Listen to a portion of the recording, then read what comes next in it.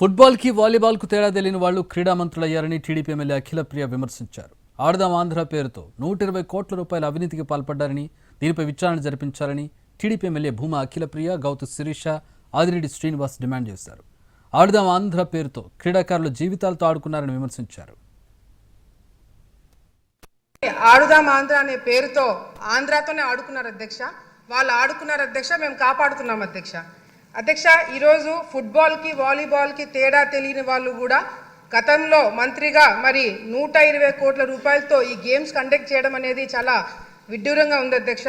ఎందుకంటే అధ్యక్ష, వాళ్ళు ఎక్కడ కూడా క్రీడాకారులను ఎంకరేజ్ చేస్తున్నట్టు కానీ పలానా క్రీడలో పలానా ప్లేయర్ ఫోకస్ అయినట్టుగా కానీ ఎక్కడ మనకు కనిపించలేదు అధ్యక్ష.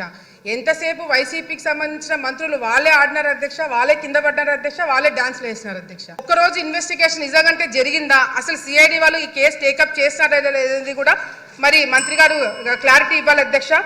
తప్పుడు రిజిస్ట్రేషన్తో విజేతల్ని ప్రకటించి కనీసం లెక్కలు కూడా చూపించలేని కార్యక్రమం ఈ ఆడుదాం ఆంధ్ర అధ్యక్ష.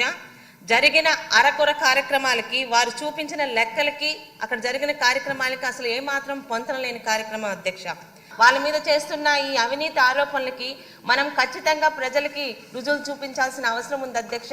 దయచేసి మీ ద్వారా మంత్రి గారు కోరుతున్నది, వీటి మీద జరిగినవి నిజ నిజాలతో సహా బయటకు తీసుకొచ్చి అప్పటి అధికార పక్షం చేసిన ఈ కార్యక్రమాల తాలూకా అవినీతిని ప్రజల ముందు పెట్టాల్సిన బాధ్యత మన దగ్గర ఉంది అధ్యక్ష.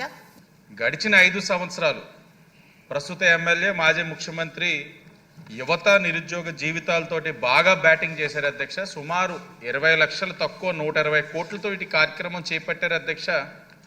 చాలా వెనకేసుకున్నారు.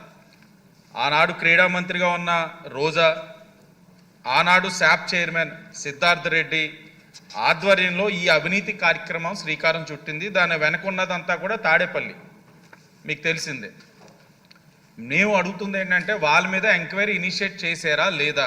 మేము మొన్న మండల్లో అలాగే ఇక్కడ కూడా చెప్తున్నాం అధ్యక్ష, 45 రోజుల్లోనే దీని మీద ఒక విజిలెన్స్ కమిటీని అలాగే సిఐడికి ప్రోబ్ చేశాం అధ్యక్ష, హౌస్ కమిటీకి. ఖచ్చితంగా దీని మీద ఒక నివేదిక అనేది తీసుకొని వచ్చి ఈ సభలోనే